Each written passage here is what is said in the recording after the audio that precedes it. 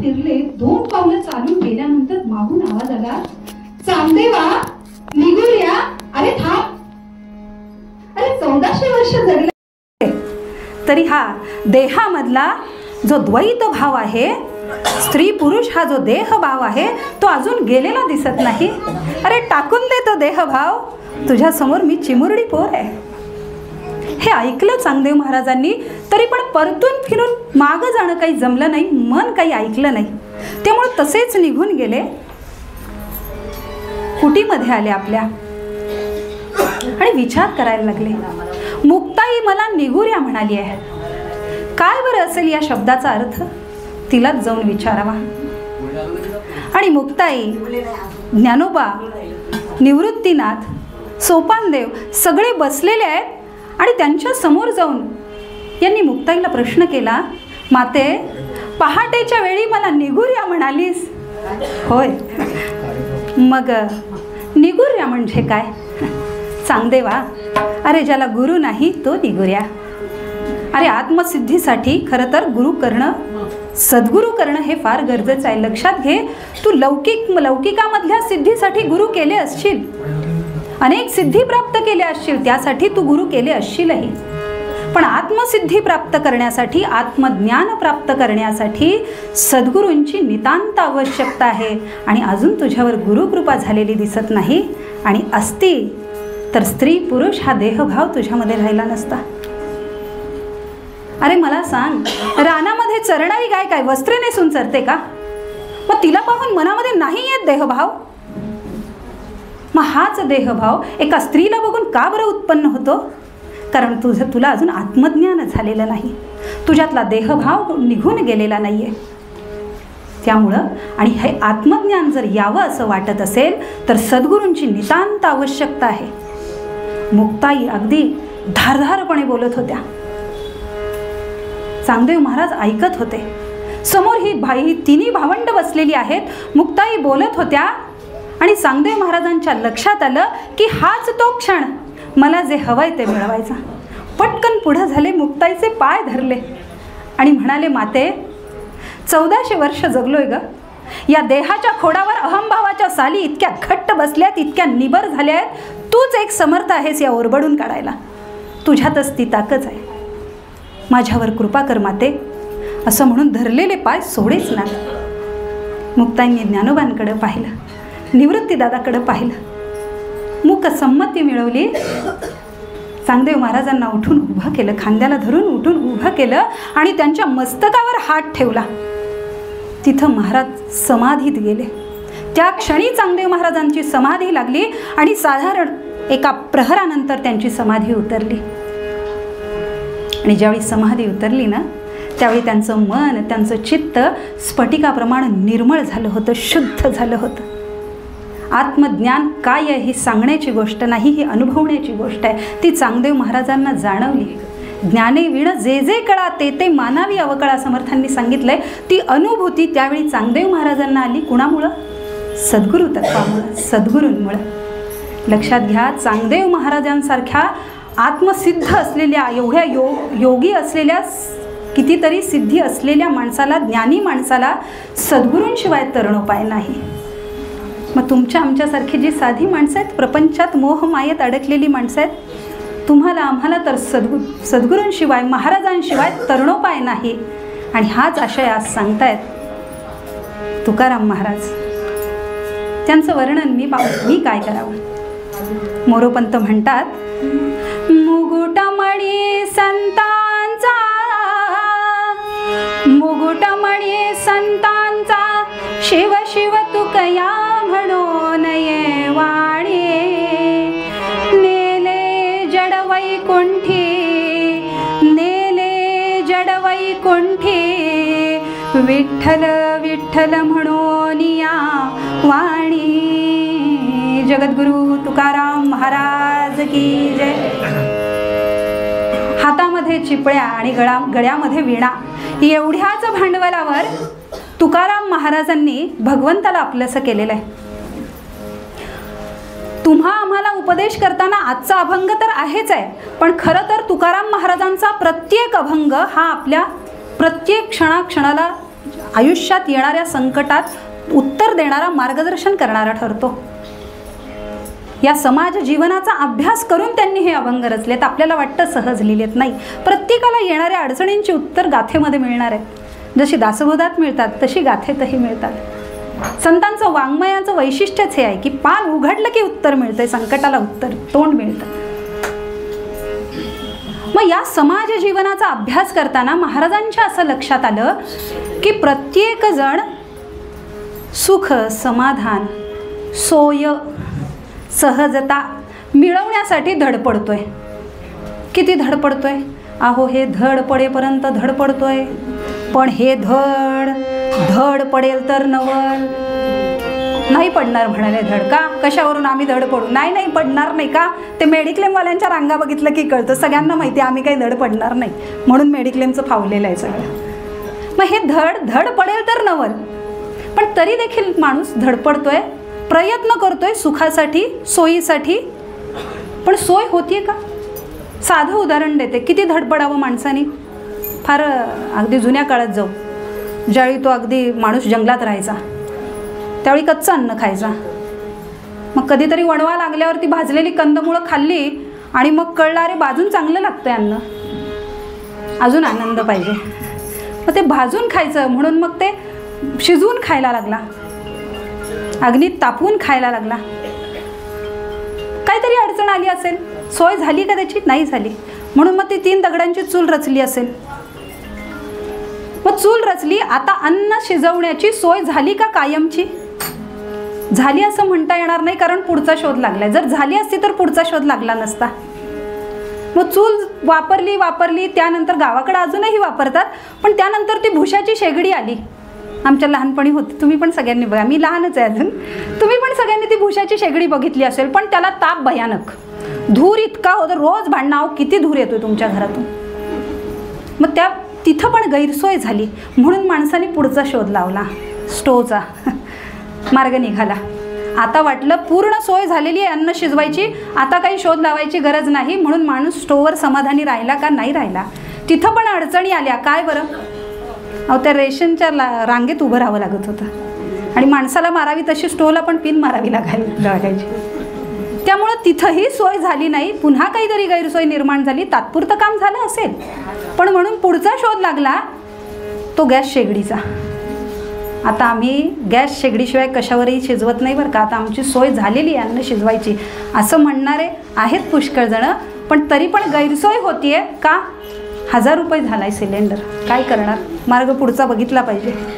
आणि बरं बुक केला त्याच्या दुसऱ्या दिवशी आला पाहिजे, त्यामुळे तिथं पण गैरसोय आहे, म्हणून पुढचा शोध लागला इंडक्शनचा. मग आहोत आम्ही समाधानी? नाही राहणार, नाहीच राहणार. वीज गेली की ते बंद पडणार आहे. म्हणून साधं उदाहरण दिलं रोजच्या जीवनातलं. शाश्वत असं काही सुख, समाधान, सोय असं नाहीच आहे ह्या प्रपंचामध्ये. मग हे कायमस्वरूपी सुख, समाधान, सोय जर प्राप्त करायचं असेल तर काय करावं? आम्ही यातच अडकलोय, जे शाश्वत नाही त्यात. पण म्हणून सद्गुरू सांगतायत किंवा संत सांगतायत ते ऐकावं. म्हणून शाश्वत समाधानाचा मार्ग सांगताना तुकाराम महाराज आजच्या अभंगामध्ये म्हणतात, सद्गुरू वाचोनी सापडे ना सोय, धरावे ते पाय आधी आधी. सद्गुरुनाथ महाराज की जय. मग जे सुख मिळवण्यासाठी माणूस धडपडतोय ते सुख म्हणजे काय? सुख आणि दुःख एकाच नाण्याच्या 2 बाजू आहेत. ज्याला जे पडेल ती त्याची बाजू. शंकराचार्य महाराज म्हणतात, यत अनुकूल वेदनीयम तत् सुखम, यत प्रतिकूल वेदनीयम तत् दुःखम. जे मनाला अनुकूल आहे ते सुख, जे प्रतिकूल आहे ते दुःख. साधी गोष्ट आहे, वेदना एकच. 1 जानेवारी जवळ येते.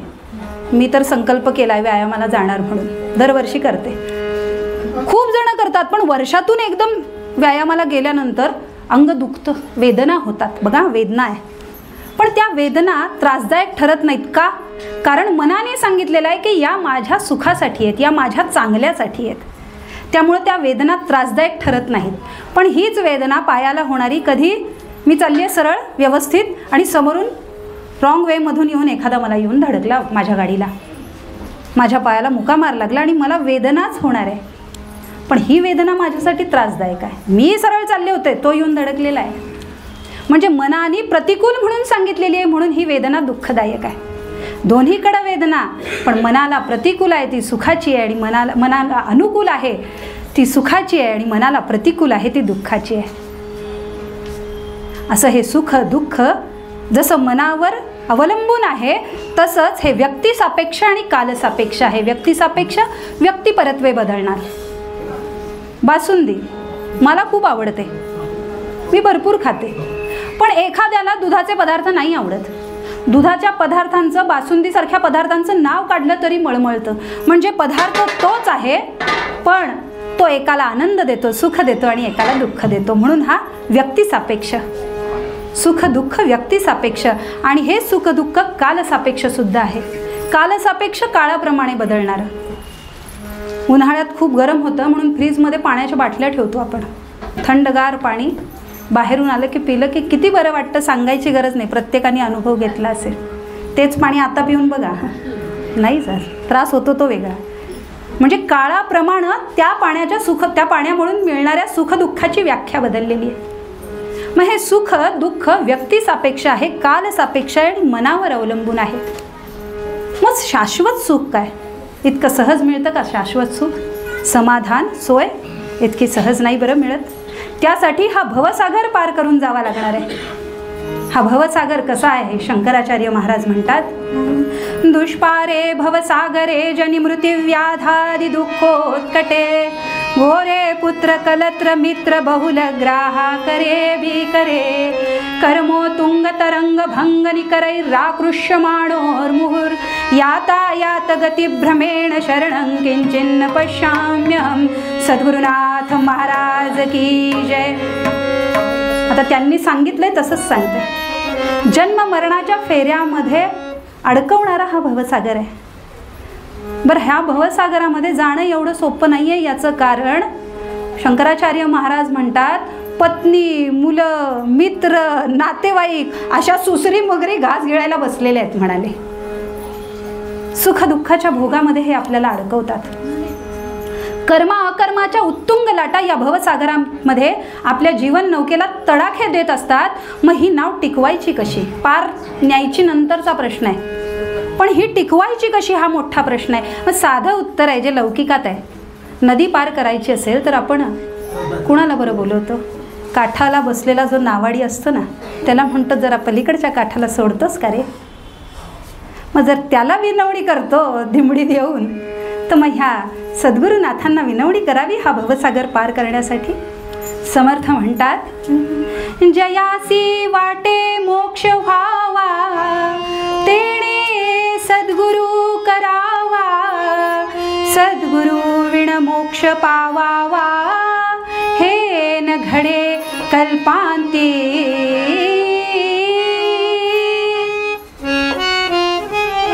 शाश्वत समाधान, सुख, सोय जर हवी असेल, म्हणजेच मोक्षप्राप्ती जर हवी असेल, जयासी वाटे मोक्ष व्हावा तेणे सद्गुरु करावा, सद्गुरुविण मोक्ष पावावा. सद्गुरूंशिवाय मोक्ष मिळणार नाही का? कारण मोक्ष मिळण्यासाठी आत्मज्ञान असणं गरजेचं आहे, आणि त्यासाठी आत्मज्ञान मिळण्यासाठी म्हणून सद्गुरूंची कृपा खूप आवश्यक आहे. म्हणून सद्गुरूंना शरण जा हे सांगताना तुकाराम महाराज म्हणतात, सद्गुरू वाचोनी सापडेना सोय, धरावे ते पाय आधी आधी. मग ही सद्गुरू नावाचं हे जे तत्व आहे, या तत्वाची आपल्यावर कृपा व्हावी, सद्गुरूंची कृपा व्हावी म्हणून अनेक सत्पुरुषांनी अतिशय तळमळीने प्रयत्न केले. त्यातलंच एक महत्त्वाचं नाव म्हणजे संत कबीरदास. प्रचंड तळमळ होती की रामानंद स्वामींचा अनुग्रह मला मिळावा. खूप प्रयत्न केले, पण सद्गुरूंची कृपा काही झाली नाही. मग म्हणून काय, हे नाही म्हणून दुसरे सामान्य असते तर हाच विचार केला असता. आमचं सांगतो ना, या डॉक्टरांनी औषध दिलं, अहो गुण आला नाही, चला दुसऱ्यांकडं. साधं गोष्ट आहे. आपण सामान्य आहोत म्हणून हा विचार होतो. पण कबीरदास असामान्य आहेत. ते म्हणाले नाही, जोपर्यंत सद्गुरूंची कृपा होत नाही तोपर्यंत शांत बसायचं नाही. त्यांनी काय करावं? रामानंद स्वामी ज्या वाटेवरून यायचे जायचे ना, पहाटेच्या वेळी नदीकाठी आंघोळीला जायचे, त्यावेळी त्या वाटेवर येऊन ते निश्चित पडून राहिले. किमान माझ्या गुरूंच्या पायाचा स्पर्श तरी मला होईल या भावनेनं ते तिथे येऊन पडून राहिले.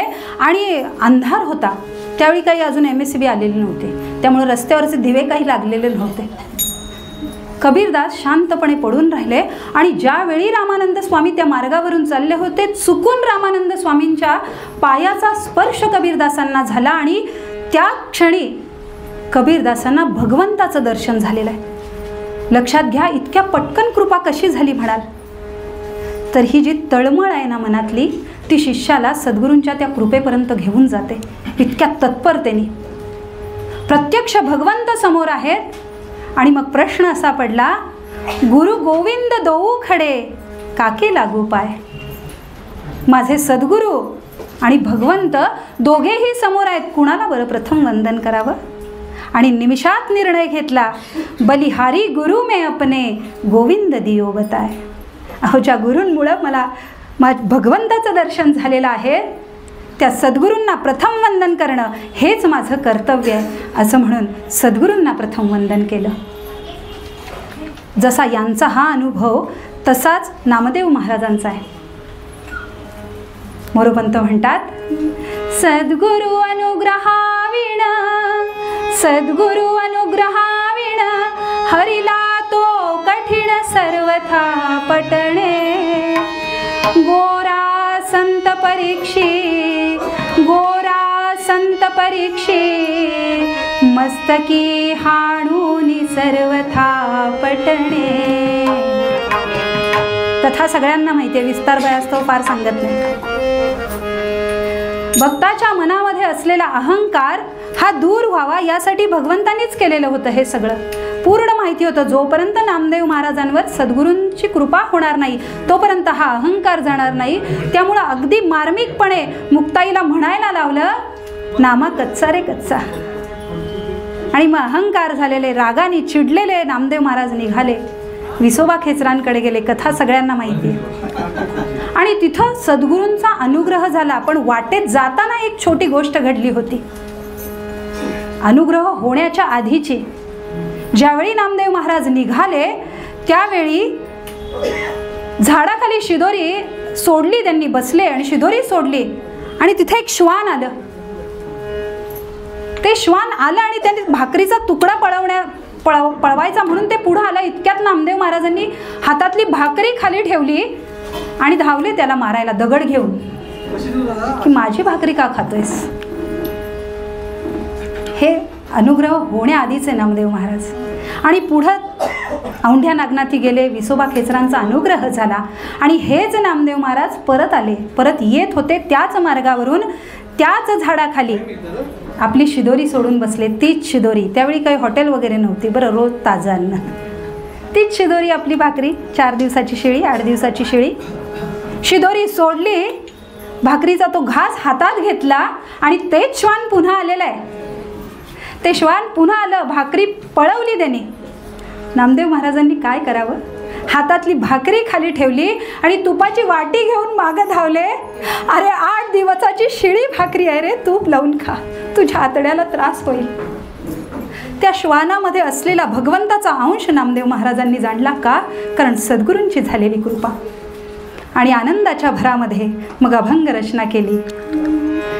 सद्गुरु नायके पूर्ण कृपा केली, सद्गुरु नायके पूर्ण कृपा केली. निज दृष्टी दाविली माझी मज, निज दृष्टी दाविली माझी मज. डोळ्यांचा डोळा उघडिला जेणे, डोळ्यांचा डोळा उघडिला जेणे.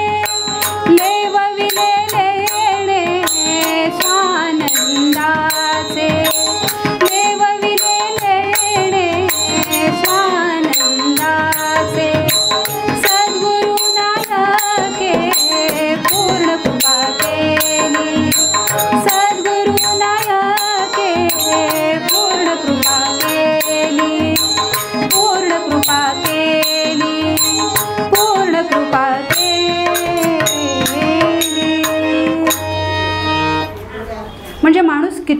मोठा असो, श्रेष्ठ असो, सद्गुरूंची कृपा होणं अत्यावश्यक आहे. मग आम्ही म्हणू असं काही नाही, गुरुकृपा नसता, आम्ही सद्गुरू कृपा आमच्यावर झालेली नसता, आम्ही गुरु भजला नसता, आम्ही आय एस अधिकारी झाले, आम्ही व्यवसायात यश मिळवले, काही अडत नाही आमचं, असं म्हणणारी पण माणसं आहेत. बरं, मी माझ्या जीवनाचा शिल्पकार आहो, पण त्या गोष्टीला सुद्धा कितीही तुम्ही व्यवस्थित नाव चालवलं तरी येणारं वादळ हे तुमच्या हातात नाही. त्यामुळं येणाऱ्या संकटाला तोंड द्यायची जी मानसिकता आहे, किंबहुना त्यावेळी होणारी गुरूंची कृपा ही अतिशय गरजेची आहे. म्हणून सद्गुरूंची कृपा व्हावी असं जर वाटत असेल तर सद्गुरूंना शरण जा. म्हणून तुकाराम महाराज म्हणतात, सद्गुरू वाचोनी सापडेना सोय, धरावे ते पाय आधी आधी. कितीही मोठा असू दे, प्रत्यक्ष भगवंतांना देखील सद्गुरूंचा अनुग्रह महत्त्वाचा होता आणि त्यासाठी गुरुग्रही राहून तो त्यांनी मिळवलेला आहे. त्यामुळं धरावे ते पाय आधी आधी. तुकोबा म्हणतात धरावे ते पाय आधी आधी. आता एक शब्द दोनदा वापरलाय. का हो म्हणाले, शब्द कमी आहेत का म्हणून एक शब्द दोनदा वापरला, असं कसं म्हणाल? तुकाराम महाराज म्हणजे शब्दार्थांचे धनी. बरं, एवढंच नव्हे, शब्दार्थांमागून भावार्थ धावत यावा असा त्यांचा अधिकार, आणि असं असताना शब्दसंपदा कमी आहे असं म्हणणं केवळ चूक आहे. मग का बरं एकच शब्द दोन वेळा योजला असेल? आधी आधी. तर एक साधी गोष्ट, पहिली आपल्या बोलण्यातले, व्याकरण म्हणू नये पण साधा बोलण्याचा एक नियम आहे. एखाद्या गोष्टीला जर प्राधान्य द्यायचं असेल तर तिथं त्या शब्दाची द्विरुक्ती होते. साधं उदाहरण आहे, मी जर म्हटलं चल आवर लवकर, त्याने बघितलं पण नाही, चल चल चल आवर लवकर, बघा मानवर, चल चल पटकन चल. आणि आजकाल मोबाईलमुळं मान निघतच नाही वर, तोही भाग वेगळा. म्हणजे एखाद्या गोष्टीत तत्परता किंवा त्याला प्राधान्य जर द्यायचं असेल तर शब्दांची द्विरुक्ती होते. हा साधा बोलण्याचा नियम. म्हणजे तातडीनं आधी आधी हातातलं काम सोडून त्यांचे पाय धरा असं तुकोबा म्हणतायत. आणि दुसरा महत्त्वाचा अर्थ असा की शरीराला होणारी पीडा, वेदना, दुःख यांना आपण व्याधी म्हणतो, पण मनाला होणारी जी पीडा आहे, वेदना आहे, दुःख आहे, त्याला आधी असं म्हणतात. मग शरीराच्या वेदनेचं का बरं सांगितलं नाही, मनाचं का सांगितलंय? शरीराची जखम बरी होते, मनाची जखम बरी व्हायला वेळ लागतो, किंबहुना कधी कधी होत नाही. लहानपणी घडलेल्या गोष्टी आत्ता पण लक्षात असतात, ती दुःख अजून मनात असतात. त्यामुळं मनाला होणारी जी वेदना आहे ती आधी. म्हणजे काय, मन कसं आहे याचं कारण असं, मन असं चंचल आहे, धावरं आहे, अस्थिर आहे. मग ते एकदा बोलता बोलता विषय निघाला, मन कसं आहे सांगा? कोणी म्हणालं मनस्तु अश्वः एव, घोड्यासारखं चपळ आहे म्हणाले मन, एका ठिकाणी राहत नाही. कुणी म्हणालं मनस्तु गजहा एव, गज हत्तीसारखा आहे, बलवान आहे, अतिशय ताकद आहे. मी मनात जर ठरवलं ना तर जिथं लाथ मारेन तिथं पाणी काढेन, इतकी माझ्या मनाची ताकद आहे. असं आपण बोलताना बऱ्याच जणांचं ऐकलं असेल. पण शंकराचार्य महाराज म्हणतात मनस्तु मक्षिका एव, माशी आहे म्हणाले. आणि अगदी चपखल आहे, हे योग्य शब्द दिला त्यांनी, योग्य उपमा दिली मनाला. का बरं? माशी लहान आहे, सूक्ष्म आहे, मनही तसंच आहे. माशी चंचल आहे, अस्थिर आहे, एका जागी बसत नाही. किती जरी म्हटलं काय माशा मारताय का, पण एक पण माशी मारली जात नाही, नुसतं उडवू मारतं नाही, माझ्या हाताला येत नाही, एका जागी बसत नाही. मनाचंही तसंच आहे. किती जरी म्हटलं तरी संध्याकाळी किंवा रात्रीसाठी, आता सकाळी स्वयंपाक करून आलो पण रात्रीसाठीची भाजी काय, उद्यासाठीची भाजी काय, हा विचार इथं बसून मनात येतो, एका जागी राहत नाही. माशी हाताला लागत नाही, मनाचंही तसंच आहे. ते म्हणतात ना मनाचा थांग लागत नाही. ह्याच्या मनात काय चाललंय ना काही कळत नाही बरं. म्हणजे मन हाताला लागत नाही कुणाचंच, आपलंच आपल्याला लागत नाही. आणि सगळ्यात महत्त्वाचं साम्य म्हणजे माशी जी आहे ती मिठाई जेवढ्या आनंदाने सेवन करते, किंबहुना मिठाईवर जेवढ्या आनंदाने बसते तेवढ्याच आनंदाने ती रस्त्यावरच्या घाणीवर पण बसते, ती पण घाण सेवन करते. आणि मनाचंही असंच आहे. मन चांगल्या गोष्टीत रमतं, त्याचा आनंद घेतं, पण वाईट गोष्टीत त्याच्यापेक्षा जास्त आनंदाने रमतं. साधी गोष्ट आहे, एकाला फोन लावायचा म्हणून फोन काढला. आता सगळ्याच गोष्टी फोनमध्ये वाईट असतात असं नाही, पण फोन काढला लावायला म्हणून, पण काय पटकन व्हॉट्सअप पॉपअप झालं आणि व्हॉट्सअप ओपन करून व्हॉट्सअपच बघत बसलो. मग तिथून एक रीळ आली, मग आम्ही यूट्यूबमध्ये गेलो, म्हणजे मुख्य काम बाजूला राहतं आणि नको त्या गोष्टीत अडकतं. मनाचं असं आहे, मन चांगल्या गोष्टीत जेवढं रमतं त्याहीपेक्षा कितीतरी जास्त पटीनं वाईट गोष्टीत रमतं. मग ही वाईट विषयाची बाधा, जड विषयाची बाधा मनाला होण्याआधी धरावे ते पाय आधी आधी. मग असं हे ज्यांचे पाय धरायला सांगितलेत ह्या सद्गुरु तत्व हे अतिशय अलौकिक असं आहे. सूत्रश्लोकामध्ये शंकराचार्य महाराज सुद्धा हेच सांगतात जे तुकाराम महाराजांनी दुसऱ्या चरणात सांगितलेलं आहे. तुकाराम महाराज म्हणतात, लोह परिसाची न साहे उपमा, सद्गुरु महिमा आगाधची. आपल्याला फार सवय असते लगेच तुलना करायची. तुला किती पडले मार्क? 50 पैकी 45. अरे मग त्याला किती पडलेत बघ बघू. ही स्वाभाविक स्वभाव आहे माणसाचा, तुलना करायची. म्हणून तुलनात्मक म्हणून सांगताना तुकाराम महाराजांनी परिसाचं उदाहरण दिले. माणूस स्वभावाने तुलना करणार. मग सर्वोत्कृष्ट सगळ्यात चांगला आपण काय मानू? माणूस म्हणून चला बाबा परीस, कारण लोखंडाचं सोनं करतो. पण तुकाराम महाराज म्हणतात ही उपमा तुम्ही देऊच शकत नाही, कारण परिसापेक्षाही सद्गुरु तत्व श्रेष्ठ आहे. याचं कारण असं की परीस लोखंडाचं सोनं करून थांबतं, त्याच्या पुढं जात नाही. जेवढंच देणार त्याच्या पुढं नाही देणार. पण सद्गुरु तत्व हे श्रेष्ठ काय? कारण ते सगळ्यात आणखीन एक महत्त्वाचं परिसाचं, ते गंजलेल्या लोखंडाचं सोनं करत नाही बरं, त्याला चांगलं लोखंड लागतं. पण सद्गुरु तत्व श्रेष्ठ का आहे याचं कारण असं की ते आपल्या बुद्धीला लागलेला गंज काढतं. म्हणजे वृत्ती कशी का असेना ती आधी निर्मळ करून देतं. सद्गुरु तत्व माणसाची वृत्ती निर्मळ करतं आणि मग आपलं परिसत्व त्याला देतं. किंबहुना त्याआधी जीवनाचं सोनं तर करतच आहे, पण एवढं करून परिसाचं एवढं काम आहे तेवढं करून थांबत नाही. आपल्या ठाई असलेलं परिसत्व सुद्धा ते समोरच्याला म्हणजे आपल्या शिष्याला देतं. सूत्रश्लोकामध्ये सांगितलंय, स्वीयम साम्यम विधत्ते भवती. तुकाराम महाराज तिसऱ्या चरणात म्हणतात, आपण सारिखे करीती तात्काळ. केवळ सोनं करून थांबत नाहीत, तर आपल्यातलं परिसत्व ते आपल्या शिष्याला देतात आणि शिष्याला देखील आपल्यासारखं अलौकिक आणि निरुपमेय बनवतात. आणि असं अलौकिक तत्व लाभलेल्या, किंबहुना असं अलौकिक तत्व गुरूंमुळे ज्यांच्या ठाई प्रकट झालं असे ज्ञानोबा निवृत्तीनाथांचा सहवास लाभला. आणि गुरूंच्या या सहवासाला किंवा गुरूंना प्रणिपात करताना ते म्हणाले, गुरु हा संत कुळीचा राजा, गुरु हा ज्ञान विसावा माझा, गुरुविण देव दुजा पाहता नाही त्रिलोकी. आणि अशा या सद्गुरूंना शरण गेल्यानंतर काही इच्छाच मनामध्ये राहत नाहीत.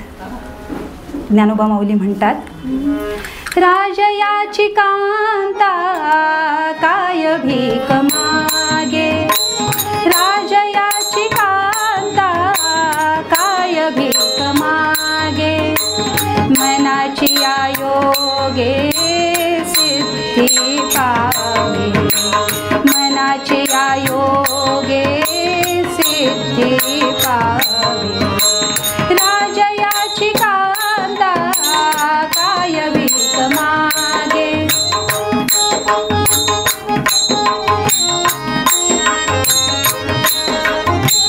कल्पवृक्ष तळवटी जो कोणी बैसला, कल्पवृक्ष तळवटी जो कोणी बैसला, काय उरे त्याला सांगे जोशी, काय उरे त्याला सांगे जोशी, राजयाची कांता काय भीक मागे, राजयाची कांता, राजयाची कांता, राजयाची कांता काय भीक मागे.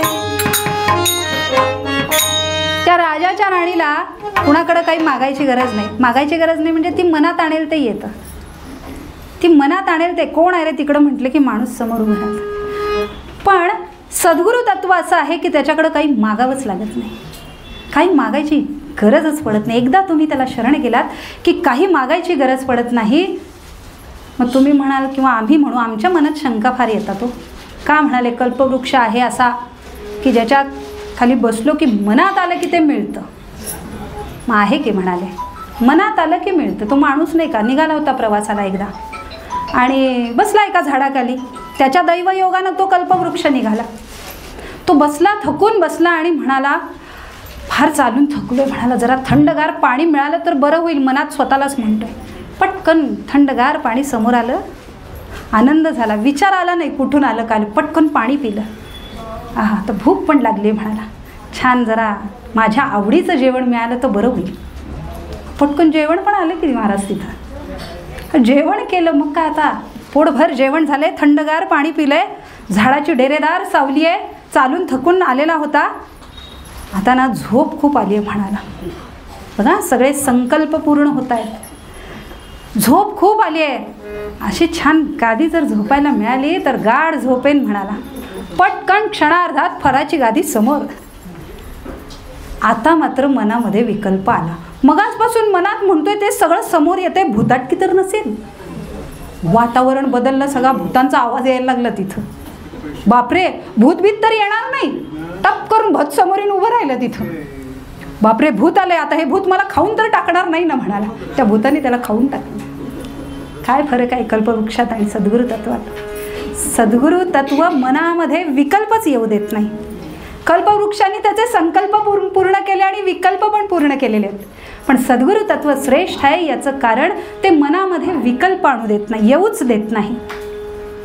कोणी म्हणेल सद्गुरु तत्व क्षीरसागरासारखं आहे, अद्भुत आहे, शुभ्र आहे.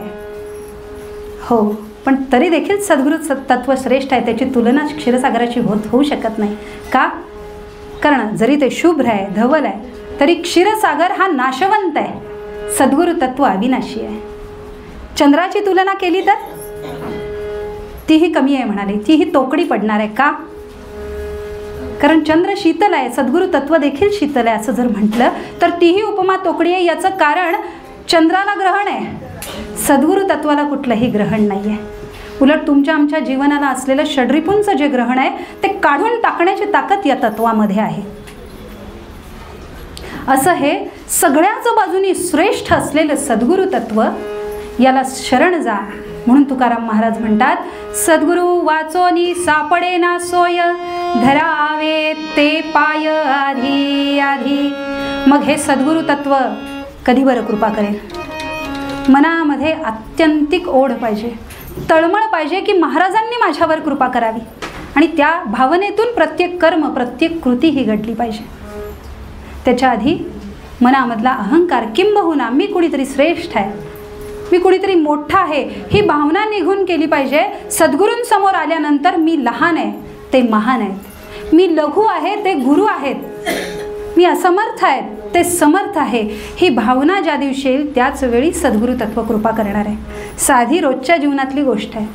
तांब्यातलं पाणी जर पेल्यामध्ये यावं असं वाटत असेल तर तो पेला खाली धरावा लागतो. तो जर तांब्याच्या वर धरला तर पाणी नाही पडणार त्याच्यात. म्हणजे मी पूर्ण रिकामा आहे असं समजून त्या सद्गुरु तत्वाला शरण जाणं गरजेचं आहे. पण असं होत नाही, तेवढंच नेमकं आपल्याकडून राहिलं जातं.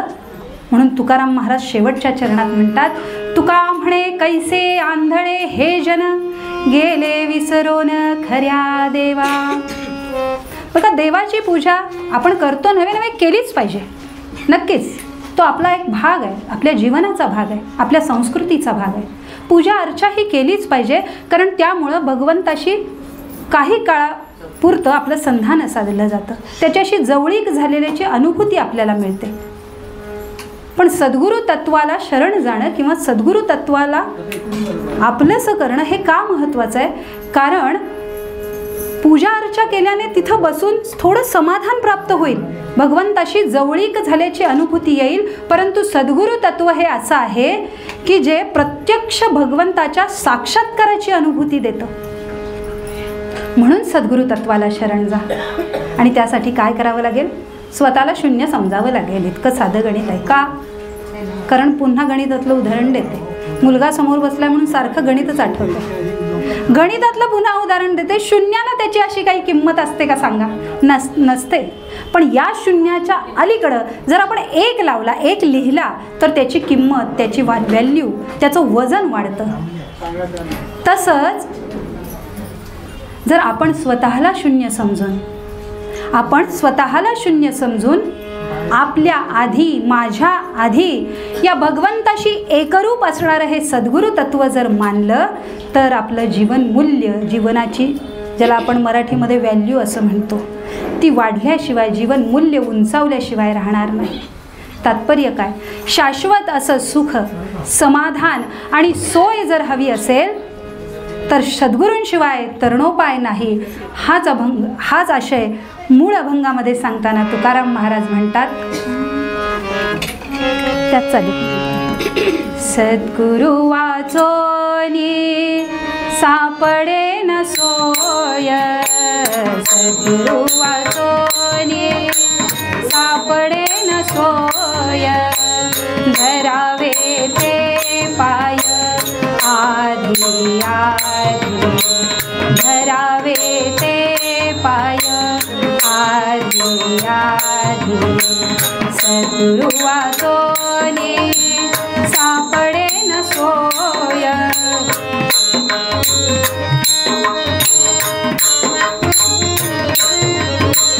तुका म्हणे कैसे आंधळे जन, तुका म्हणे कैसे कैसे, तुका म्हणे कैसे आंधळे जन, गेले विसरून खऱ्या देवा, गेले विसरून खऱ्या देवा, सद्गुरु वाचोनी सापडे न सोय, सद्गुरु वाचोनी.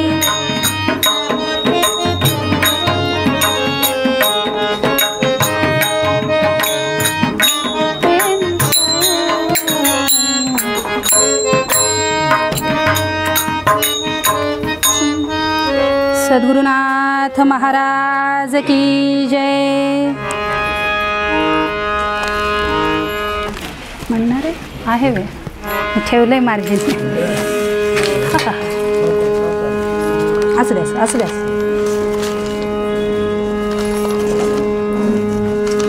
मी खुणवलं की फक्त पान बघा ना.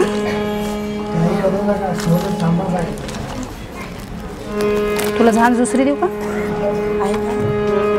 ही माझीच. पाणी आहे. कोण म्हणणार आहे अभंग? बर आहे, मी ठेवलं आहे वेळ. आख्यान आहे मोठं पण मी वेळ ठेवलं. बरं ठीक.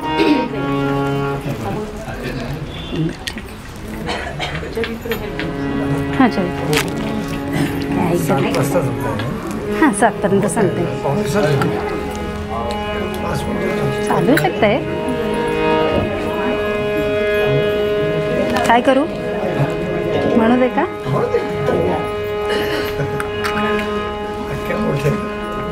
हां थोडं मोठं चरित्र. जय जय गुरु महाराज गुरु, जय जय परब्रह्म सद्गुरु.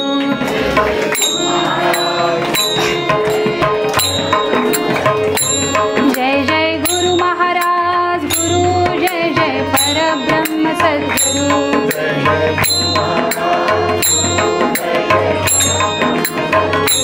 जय जय गुरु महाराज गुरु, जय जय परब्रह्म सद्गुरु.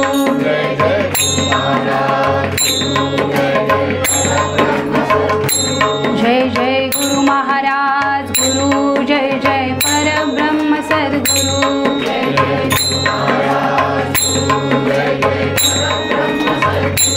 जय जय गुरु महाराज गुरु, जय जय परब्रह्म सद्गुरु.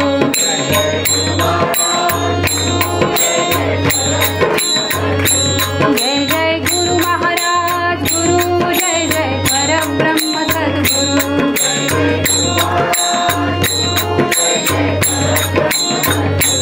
जय जय गुरु महाराज गुरु, जय जय परब्रह्म सद्गुरु.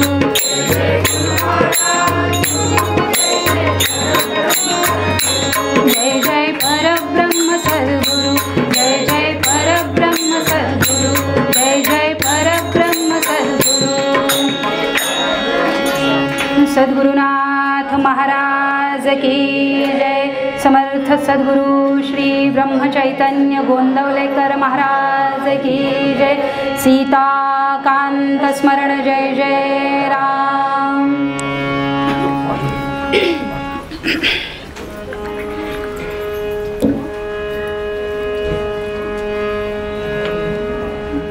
महाराष्ट्रीया माणगंगा तीराते असे पुण्य गोंदावले क्षेत्र जेते. यजुर्वेदी विप्रगृही जन्म घेती. नमस्कार त्या ब्रह्मचैतन्य मूर्ती सद्गुरुनाथ महाराज की जय. अत्यंतिक थोर अधिकार असणारे ब्रह्मचैतन्य गोंदवलेकर महाराज. खरं तर गोंदवल्याला जन्माला आलेले आहेत, पण कसं आहे, गुरुकृपेची तळमळ इतकी आहे मनामध्ये, ही गुरुकृपा आपल्यावर व्हावी म्हणून अक्षरशः वणवण भटकलेले आहेत. साधी गोष्ट आहे, लक्षात घ्या. साधी मेथीची जुडी जरी आणायची म्हटलं तरी देखील आपण 10 ठिकाणी बघतो, तपासून घेतो. मग साधी मेथीची जुडी घेताना इतकं फिरावं लागतं. तर सद्गुरु तत्व हे असं आहे की जे प्रत्यक्ष या जीवाला ते शिवाची भेट घडवून देतं. मग ते इतकं सहजासहजी भेटणार नाही, कारण देव बाजारचा भाजीपाला नाही हो. त्यामुळं अतिशय वणवण भटकलेले आहेत आणि आपलं अवघं आयुष्य लोकांच्या कल्याणासाठी वेचलेलं आहे. आणि त्याचा परिणाम म्हणून उद्धरिले जन कोट्यानुकोटी, हा त्यांचा अधिकार. पण फिरावं किती सद्गुरूंची कृपा व्हावी म्हणून. गोंदवल्याला जन्माला आले खरे, पण तिथून निघाले सद्गुरूची कृपा व्हावी म्हणून. तिथून निघाले, गोंदवल्याहून मिरजेला गेले. मिरजेहून कोल्हापूर नाही भेटले सद्गुरू. कोल्हापूरहून नाशिकला देव मामलेदारांकडे गेले, नाही झाली सद्गुरूंची कृपा. तिथून निघाले, अक्कलकोटी गेले, अक्कलकोटला गेले, तिथून माणिकनगरला गेले, हुमणाबाद. पण सद्गुरूंची कृपा काही झाली नाही, किंवा सद्गुरूंची भेट झाली नाही. माउंट अबूला जाऊन त्या योग्याची भेट घेतली. रामकृष्ण परमहंसांना जाऊन भेटलेले आहेत कलकत्त्याला जाऊन, पण सद्गुरूंची भेट काही झालेली नाही. प्रत्येकाने एकच सांगितलं की बाळा, तुझे सद्गुरू होण्याची व्यवस्था ईश्वरानं माझ्या ताई केलेली नाही.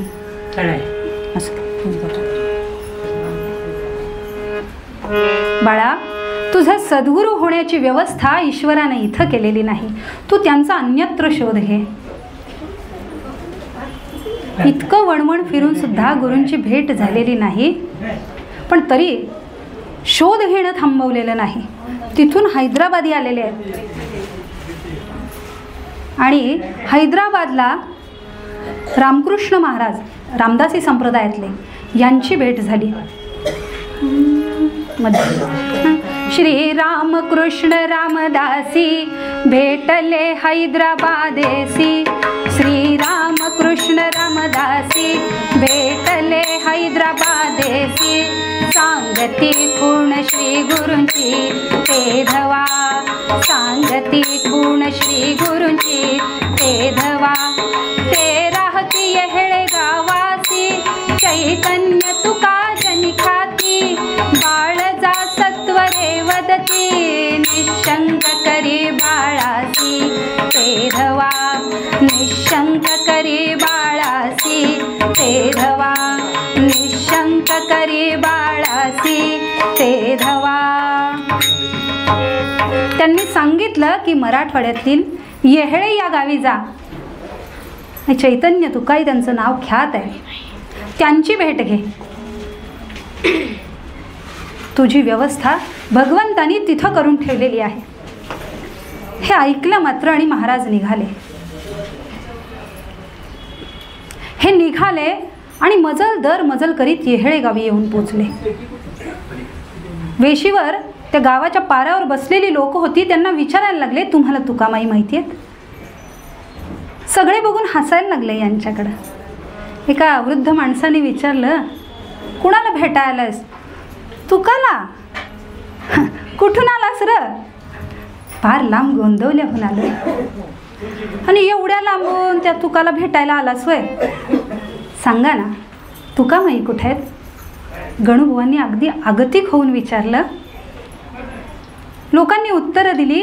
शोधूनी पहा आडराणी अथवा ओढ्याचे ठिकाणी, शोधूनी काळझणी माय बापा. तुला माहितीये का, अरे एवढ्या लांबून आलायस पण तू एका जागी काय नसतोय. कधी त्या ओढ्या काठाला असतोय, कधी रानात फिरतोय, कवा तर घरी सापडतोय, आणि एवढ्या लांबून ह्या माणसाला शोधायला आलायस. खरंय, आपल्या आजूबाजूच्या म्हणण्यापेक्षा आपण आपल्यासारख्या सामान्य लोकांना सद्गुरू तत्वाची जाणीव पटकन होत नाही. कारण हे असामान्य तत्व आहे. काहीतरी वेगळं करणाऱ्यांना लोक वेडाच म्हणतात. तुकामाईंचं पण असंच होतं. त्यांच्यावर हसायची सगळी लोक. त्यामुळे यांना काही लवकर कोणी सांगितलं नाही. पण गणूबुवा मात्र सद्गुरूंची कृपा आपल्यावर व्हावी यासाठी इरेला पेटले होते. जिद्द होती मनामध्ये. आणि सांगा ना, तुकामाई कुठं भेटतील? आता हे बोलतायत तोपर्यंत कानावर कुजबूज आली. अरे काल तुका म्हणत होता कुणीतरी येणार हाय, कुणीतरी येणार हाय. चोर येणार आहे म्हणत होता. ह्योच तो चोर नसेल? आता साधी माणसं कुणाला काय, सामान्य लोक कुणाला काय म्हणतील सांगता येत नाही. म्हणून महाराज नेहमी म्हणतात, कुणाचंही काही ऐकू नका. जे संत सद्गुरू सांगतात त्या गोष्टीचा ती गोष्ट तेवढी ऐका. पण महाराजांनी ऐकलं, गणूबुवांनी ऐकलं. काय म्हणत होत्या तुकामाई? कोणी येणार म्हणत होत्या? कोण येणार येणार सार लुटून देणार, कोण येणार येणार सार लुटून देणार, सांभाळा सांभाळा धन चोरून नेणार, सांभाळा सांभाळा धन चोरून नेणार, कोण येणार येणार, कोण येणार येणार, कोण येणार येणार. कुणीतरी येणार आहे, कुणीतरी येणार आहे. ह्योच तो नसेल? महाराज सगळ्यांचं ऐकलं आणि महाराजांनी सगळीकडे शोध घेतला, पण तुकामाई काही भेटल्या नाहीत. परत जाऊन विचारलं, तुकामाई कुठं राहतात माहितीये का? अरे घरी सापडतच नाही तो. तरी बी तुला सांगतो, सरळ जा मोरल्या अंगाला आणि मग ह्या हाताला वळ, तिथं एक घर आहे, तिथं राहतोय तो तुक्या. लोक ह्या भाषेत बोलायचे.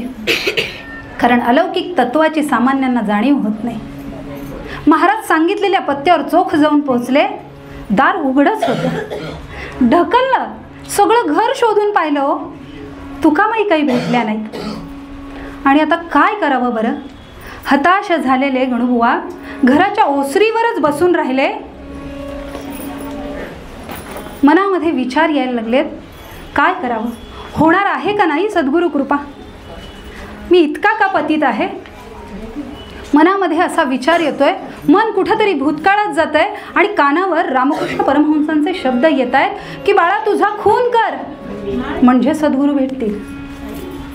काय बरं असेल या वाक्याचा अर्थ? काही उलगड आहे ना कोड.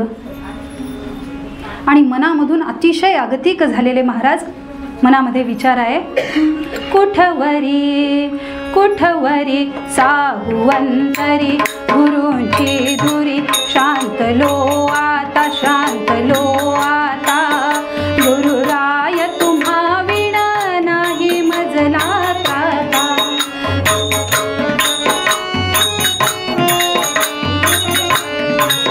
जाहला जाहला पूर्ण तुंबला भवाभीत जीव भवाभीत जीव, गुरुराय तुम्हाला येई कशी नाकेव, गुरुराय तुम्हाला येई कशी नाकेव.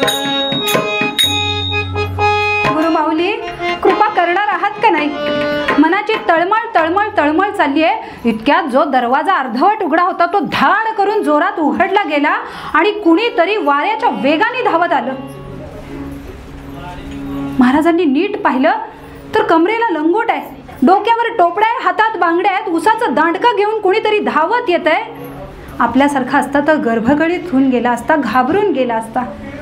पण महाराजांनी ओळखलं, या तुकामाई आहेत, या गुरुमाऊली आहेत. खरंय, शिष्याला आपल्या गुरूंची ओळख तात्काळ होते आणि मग तो कुठल्याही रूपात येऊ दे, ते शिष्य घाबरत नाही. गुरुमाऊली आहेत ना. आई नाही का, लहान मुलाला जर बागलबुवाची भीती दाखवायची असेल, महाराजांनीच सांगितलंय, तर ती तोंडावर तो मुखवटा घालून समोर आली तरी मूल घाबरत नाही, ते हसतं उलट. गणुबुवांचं असंच झालं. समोरून तुकामाई ज्या वेगाने धावत आल्या, त्यांना पाहिलं आणि आनंद अतिरेकाने गणुबुवा उठून उभे राहिले की माझ्या माऊली आल्या. ते धावत पुढे आले आणि जोरात ओरडले, चोर आला, चोर आला, पकडा याला. अजूनही महाराजांची शांती थोडी सुद्धा ढळली नव्हती, कारण मनामध्ये आनंद हा होता की सद्गुरूंची कृपा होणार आहे. इकडून गणुबुवा देखील पुढे जायले, पटकन पुढे जायले आणि ज्यावेळी ते दोघं एकमेकांसमोर येऊन उभे राहिले, त्यावेळी तुकामाईंनी हातातलं उसाचं दांडकं जे उगारलं आणि म्हणाले, थांब, तुझा खून करतो. आता त्यांना त्या वाक्याचा अर्थ कळला. होय म्हणाले माऊली, माझा खून करून घ्यायला चालू आहे असं म्हणाले. पटकन पुढे झाले आणि तुकामाईंचे पाय धरले. ज्या क्षणी पाय धरले त्या क्षणी हातातलं उसाचं दांडकं होतं ते गळून पडलं. गणुबुवांच्या खांद्याला धरलं. तुकामाईंनी उठून उभं केलं, घट्ट मिठी मारली. ये हृदयीचे ते हृदयी झाले. सद्गुरूंची भेट झालेली आहे. कृपा व्हायला अजून खूप अवकाश आहे आणि सोपी नाही आहे. मगाशी म्हटल्यासारखं खूप कठीण परीक्षा घेतल्यात तुकामाईंनी. चरित्र सगळ्यांनी वाचलेलं आहे. अतिशय कठीण परीक्षांमधून महाराज उत्तीर्ण झालेले आहेत. देहम वा पातयेत, अर्थम वा साधयेत, काय वाटेल ते हो, पण सद्गुरूंची कृपा झाल्याशिवाय मी इथून जाणार नाही. आणि सगळ्या परीक्षांमध्ये उत्तीर्ण झालेले आहेत. आणि सद्गुरूंची कृपा झाली. रामनवमीच्या दिवशी तुकामाईंनी महाराजांना उपदेश दिला.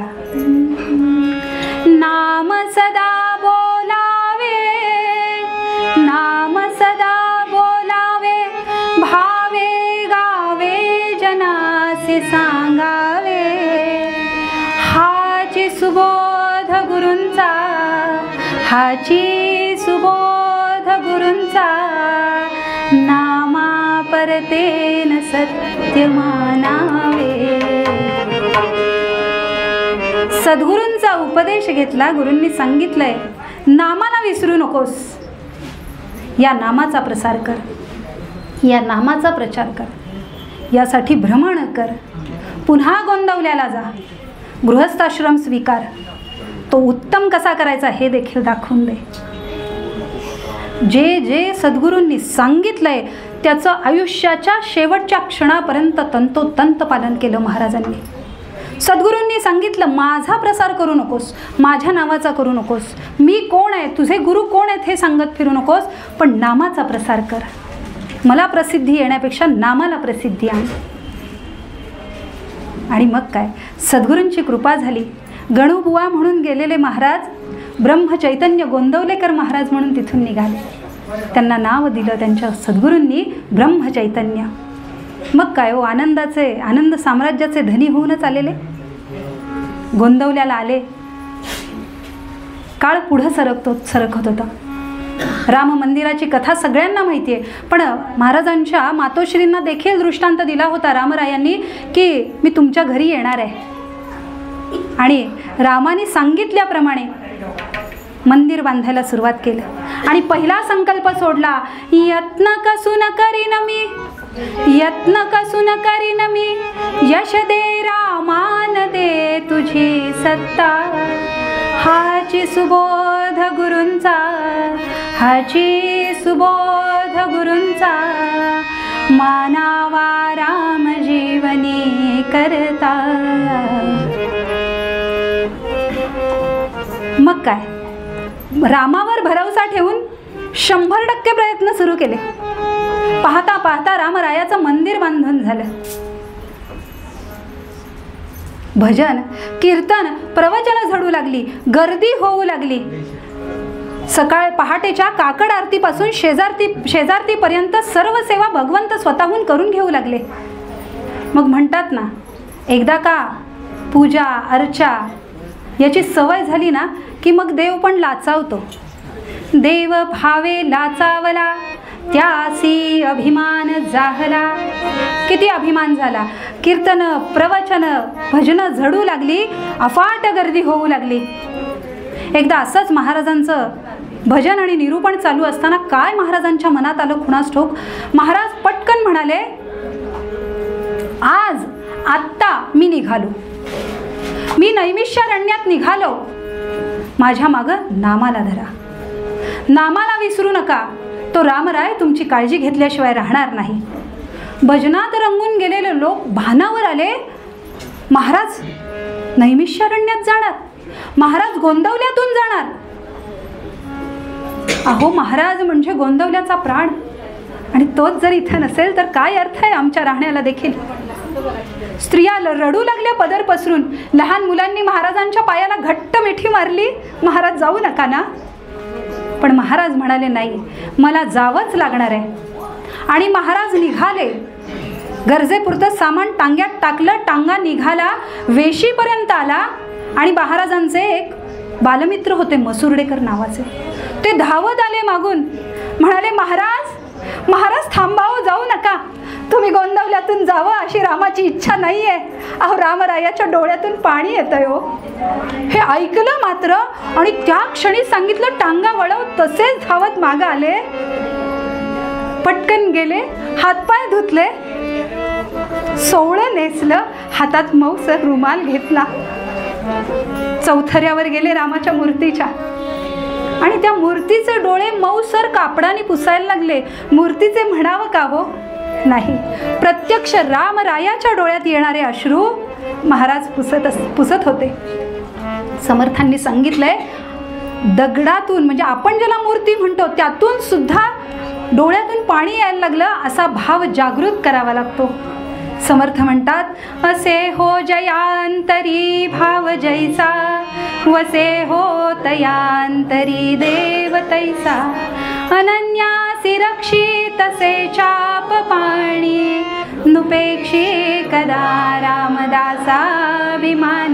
जय जय रघुवीर समर्थ. महाराज पुढे झालेत आणि रामरायाच्या डोळ्यातले अश्रू पुसतायत. रामा नको न रे रडू, मी नाही जाणार कुठे, खरंच नाही जाणार. तुला इतकं वाईट वाटलं का रे रामा? मी नाही जाणार रे रामा कुठं. रामा रडू नको रे. तळमळीने सांगतायत. लहान मुलाला आपण आई कशी लहान मुलाशी बोलतेय तसा हा शिष्य भगवंताशी बोलतोय. रामाच्या डोळ्यातले अश्रू पुसले. लोकांनी म्हणावं, अहो भक्ती असावी तर अशी. रामरायांनी पुन्हा दृष्टांत दिलाय महाराजांना, जायचंच असेल तर परत येण्यासाठी जा, नामाच्या प्रसारासाठी जा, नामाच्या प्रचारासाठी जा, लोकांच्या कल्याणाकरता जा. जाशील तर काय करशील? लोकांचं कल्याण कर, लोकांना नाम मार्गाला लाव, हे रामाने सांगितलं. आणि मग पुन्हा निघाले. काही कालाने नैमिषारण्यात जाण्यासाठी म्हणून निघाले अगदी एकटे. एकाकी फिरण्यास्तव, एकाकी फिरण्यास्तव, जाती पायेच नर्मदा काठी, भिल्लांची वस्ती परी, भिल्लांची वस्ती परी, निर्भय संत हात याते भेटी. नर्मदेच्या या भागातून चाललेत. नर्मदा परिक्रमा हा आधी भाग येतो, तो पण महाराजांनी ती पण केली. पण ती करत असताना त्याचे काही नियम आहेत बरं. म्हणजे अतिशय अवघड आहे, खूप अवघड आहे नर्मदा परिक्रमा. जर पायी केली तर, ट्रॅव्हल कंपनीबरोबर केली तर सोपी आहे, सगळ्या म्हणजे माहिती अंदाज आहे. आणि तिचे नियम आहेत की त्या परिक्रमेत जाताना ती नर्मदा दिसली पाहिजे. जे आपण अन्न खाणार आहोत ते त्या नर्मदेच्या पाण्यात शिजवलेलं असलं पाहिजे. रोजचं स्नान नर्मदेच्या पाण्याने झालं पाहिजे. शीर्षापासून सुरू, नर्मदेच्या शीर्षकमलापासून सुरू केलेली परिक्रमा शीर्षकमलापाशी संपली पाहिजे. नाभी कमलापासून नाभी कमलापर्यंत, चरणकमलापासून चरणकमलापर्यंत, अशा 3 प्रकारे ही नर्मदा परिक्रमा करायची असते. नियमाने केली तर अवघड आहे. असं म्हणतात की नर्मदेच्या काठी आजही अश्वत्थामा दर्शन देतो. आणि महाराज निघालेले आहेत. या मार्गामध्ये अजूनही अडथळे आहेत. त्यावेळी तर होतेच, पायी केली तर अजूनही अडथळे आहेत, आजारपणा आहेत, खायला काय मिळेल नाही मिळेल हा प्रश्न आहेच आहे, दगड धोंडे काटे कुटे हे आहेच आहे. पण आणखीन एक मोठी अडचण किंबहुना संकटच म्हणा की विंध्याद्री पर्वत ओलांडून गेलं की भिल्लांची वस्ती लागते, चंबळचं खोरं लागतं. तिथं ही भिल्लांची वस्ती आहे आणि हे भिल्ल जे आहेत ते स्वतःला म्हणतात की हम नर्मदा मैया के पूत है. ही नर्मदा आई आहे आमची, त्यामुळं आमची जी गुजराण आहे, आमचा जो उदरनिर्वाह आहे तो हिच्यावर आहे.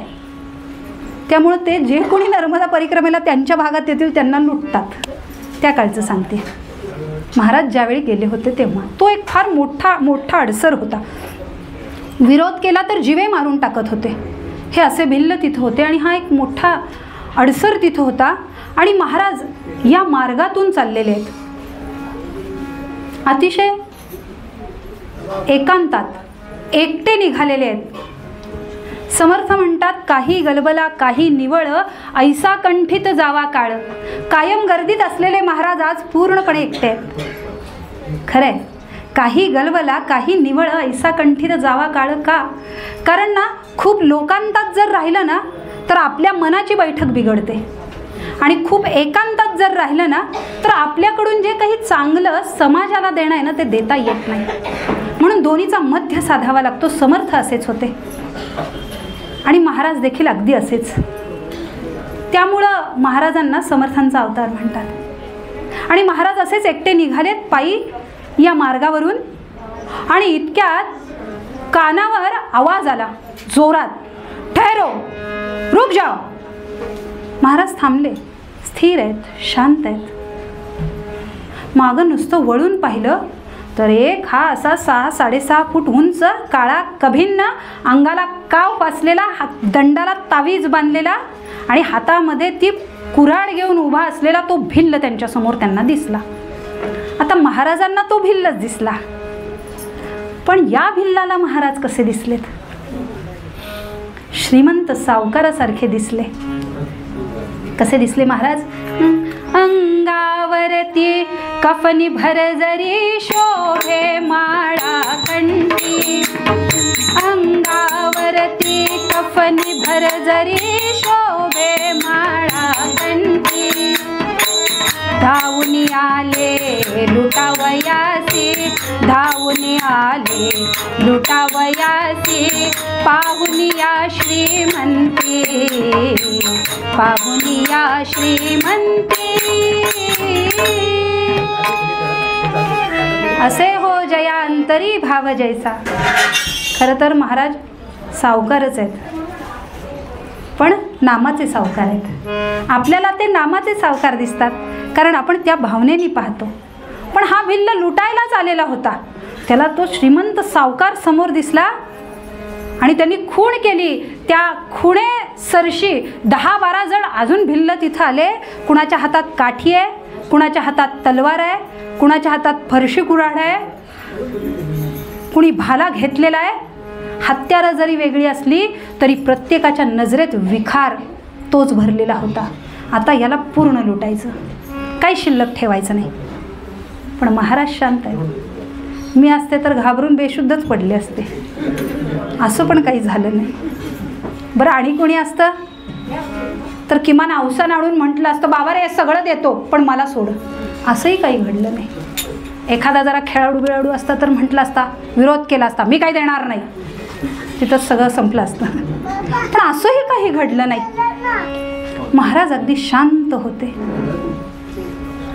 तो एक भिल्ल आणि त्यांनी खूण केल्याबरोबर आलेले ते 12-15 जण त्यांच्या बाजूला ते कडं करून उभे होते. महाराजांनी केवळ एक वार सगळ्यांच्या दृष्टीला दृष्टी भिडवली आणि त्या क्षणी त्यांच्या नजरेतला विखार कमी झाला. तया दर्शने स्पर्शने पुण्य जोडे, तया भाषणे नष्ट संदेह मोडे. हे सद्गुरूंचं वचन आहे. सद्गुरूंनी कृपा केली की क्षणार्धात वृत्ती पालटते. लक्षात घ्या, कृपा करण्यासाठी, सद्गुरूंची कृपा आपल्यावर होण्यासाठी त्यांनी मस्तकावर हातच ठेवला पाहिजे असं काही नाही. सद्गुरू कृपा करण्याचे अनेक मार्ग आहेत. ते केवळ बघून कृपा करतात, स्पर्शाने कृपा करतात, केवळ चित्तात आठवून कृपा करतात, ज्याला संकल्प कृपा म्हणतात. संकल्प कृपेचं उदाहरण म्हणजे तोटकाचार्यांचं उदाहरण.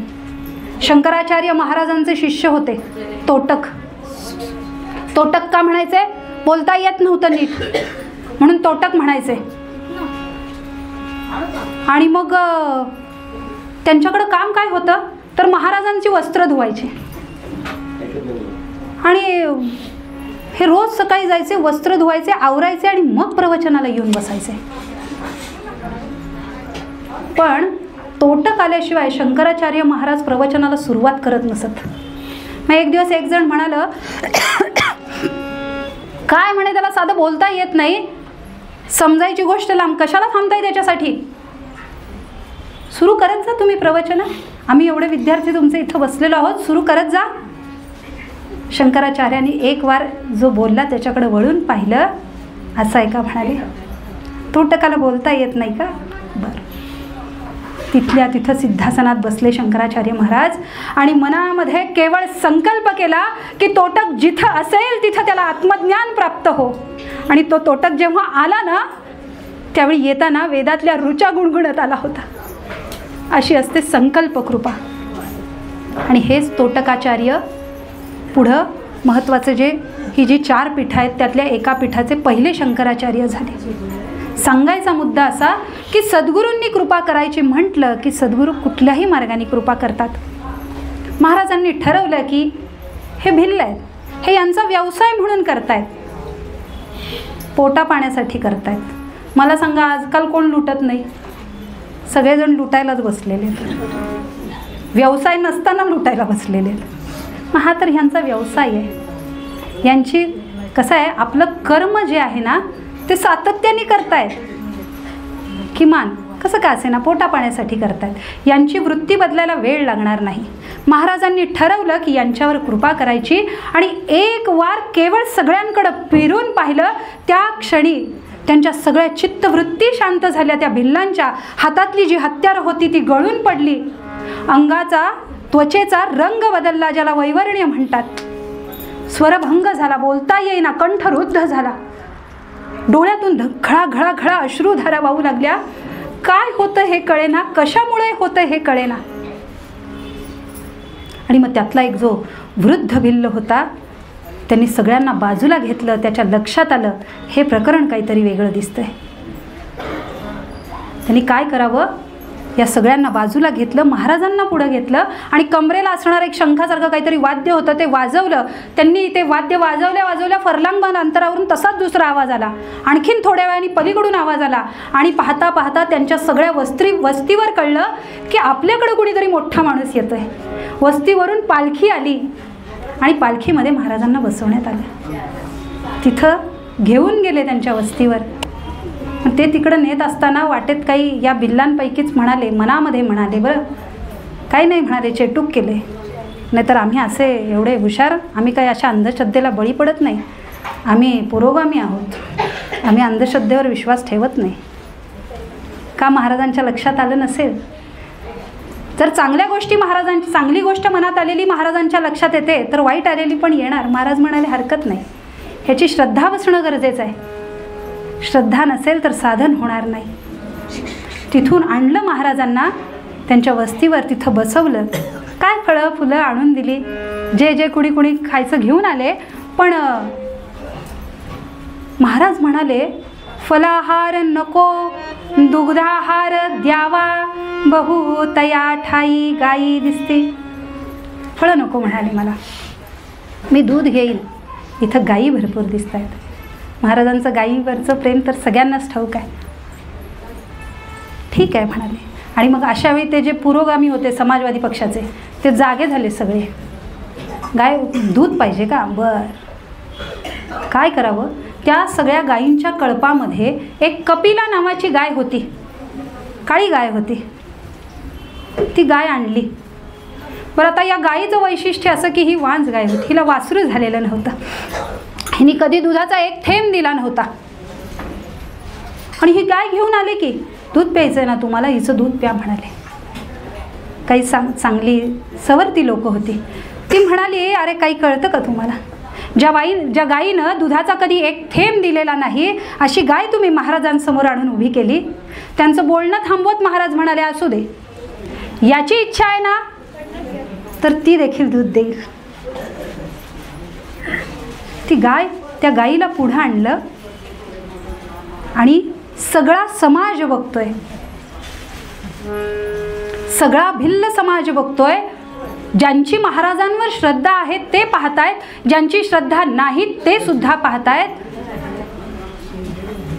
पाहता पाहता महाराज उठून उभे राहिले आणि पुढे झाले. पुढे होऊन त्या कपिलेच्या पाठीवरून केवळ हात फिरवता क्षणी ती गाय पाणावली. सहस्त्रधारा क्षीर देई अशी अवस्था निर्माण झाली. महाराज म्हणाले, अरे भांड घेऊन या. आणि कधीही दूध न दिलेल्या त्या गायीने भांडभर दूध दिलं. अजून भांडी आणावी लागली. सगळी लोक आ वासून हा चमत्कार पाहत होती. महाराजांनी हा चमत्कार केला. खरं तर महाराजांचं स्वतःचं वाक्य आहे की संत जेव्हा चमत्कार करतात तेव्हा ते त्यांच्या अतिशय निम्न पातळीला असतात. पण तरी देखील महाराजांनी चमत्कार केला. का? कारण चमत्काराशिवाय नमस्कार नाही हेच खरं. सामान्य लोक चमत्काराशिवाय नमस्कार करत नाही. त्यांची वृत्ती पालटायची असेल तर सगळ्यात आधी त्यांची श्रद्धा बसावी लागते. नमस्कार केला म्हणजे श्रद्धा बसली, श्रद्धा दृढ झाली तरच ज्ञान मिळणार आहे. श्रद्धावान लभते ज्ञान. त्यातला तो जो मगाचा समाजवादी पक्षाचा होता त्याचं मन बदललं. महाराजांसमोर आला आणि महाराजांच्या पायावर अक्षरशः लोटांगण घातलं आणि म्हणाला, महाराज माफ करा मला, माझी उपेक्षा करू नका, माझ्यावर कृपा करा. महाराजांनी त्याला उठून उभं करून म्हणाले, अरे ज्यांना लुबाडता, लोकांना मारून खाता, त्यांचं धन लुबाडता, त्यांचं धन ओरबाडता, मला सांगा हे धन तुम्हाला आणि तुमच्या मुलाबाळांना कसं बरं मार्गी लागेल? त्यांना कसं बरं लाभेल?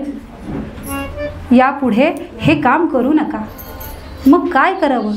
लक्षात घ्या, हे करू नका, हे चांगलं नाही असं सांगणारे भरपूर जण आहेत. पण त्या बदलीत करायचं काय? चांगलं काय करावं, कसं वागावं हे सांगणारे कमी आहेत.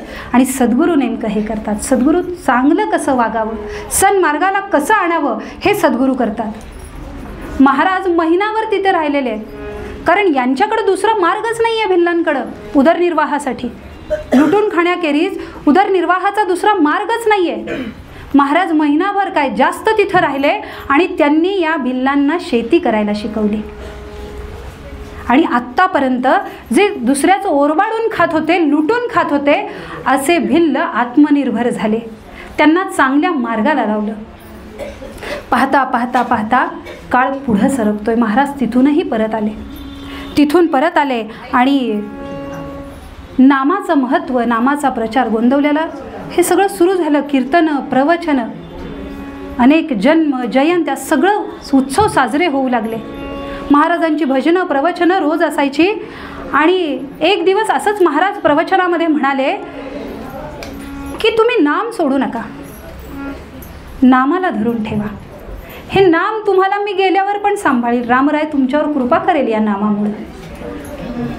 आता या ऐकणाऱ्या मंडळींमध्ये ती अम्मा बसली होती. ती पूर्वीची थिओसॉफिस्ट होती. तिच्या मनामध्ये प्रश्न आला आणि तिने पटकन महाराजांना विचारलं, महाराज अहो तुम्ही म्हणताय येणारा काळ खूप वाईट आहे, मग तुमच्यासारख्या माणसांची गरज आहे ना, मग तुम्ही जायची भाषा का करता, जाणार का म्हणताय? महाराज म्हणाले, माई तुझा प्रश्न अतिशय मार्मिक आहे, पण कसं आहे, जेव्हा देहामध्ये येतो ना तेव्हा देहाच्या मर्यादा पाळाव्या लागतात. देहाच्या मर्यादा पाळूनच वागावं लागतं. त्यामुळं मला इथून जाणं गरजेचं आहे. महाराज कशाचे संकेत देत होते ठाऊक नाही, पण महाराज असं म्हटल्यामुळं मनामध्ये तिच्या आणखीन एक शंका आली. ती बोलायच्या आतच पुढं महाराज म्हणतायत, प्रत्यक्ष परमात्मा असणाऱ्या भगवान श्रीकृष्णाला सुद्धा देहामध्ये आल्यामुळं दुर्योधनाची वृत्ती पालटता आली नाही. पण या उलट जर हा देह सोडून गेलो तर सत्पुरुषांची जी वृत्ती, सत्पुरुषांचा जो अंश आहे तो सूक्ष्मात असतो. त्यांचं साम्राज्य जे आहे ते सूक्ष्मामध्ये असतं आणि सूक्ष्मातून ते आपलं काम चांगलं करतात आणि जिथं जरूर आहे तिथं जाऊन काम करतात. लक्षात आलं का मी काय म्हणतोय ते? होय म्हणाले. शंकेचं निरसन केलं. सामान्य असो, असामान्य असो, लहान असो, मोठा असो, प्रत्येकाच्या वृत्तीत पालट करण्याचं काम सद्गुरू महाराज करत होते. काळ हळूहळू पुढे जात होता. महाराजांच्या आयुष्याचा प्रत्येक क्षण आणि क्षण लोककल्याणासाठी, नामासाठी, नामस्मरणासाठी, नामाची महती गाण्यासाठी चालला होता. पाहता पाहता मार्गशीर्ष महिना उघडला. दत्त जयंतीचा उत्सव, मार्गशीर्षातली पौर्णिमा दत्त जयंतीचा उत्सव, आणि त्या दिवशी दत्त जयंती साजरी झाली. बाळंभट दत्त जयंतीचं प्रसादाचं तीर्थ घेऊन आले महाराजांकडं. महाराजांनी तीर्थ हातावर घेतलं आणि म्हणाले, बाळंभट, रामरायाची अशीच सेवा करा बरं का. या हयातीत तुम्हाला काही कमी पडणार नाही. महाराज, अहो तुम्ही असताना मला काय बरं कमी पडेल? माझं काय सांगावं? उद्या रामाने बोलवलं तर मला जावं लागेल म्हणाले. महाराज का असं बोलले? काही कळलं नाही. खरं तर महाराजांना दम्याचा त्रास सुरू झाला होता. पायावर सूज होती. तिथं डॉक्टर जोशी होते, गोपाळ जोशी, जे महाराजांचे डॉक्टर होते. त्यांनी महाराजांना तपासलं आणि त्यांना जाणवलं महाराजांच्या हृदयाची धडधड विलक्षण वाढलेली आहे. पण तरी देखील महाराज काही दिवसाचे सोबती आहेत असा विचारसुद्धा त्यांच्या मनाला स्पर्शला नाही. पण महाराजांनी मात्र आपला सुखांत जाणलेला होता.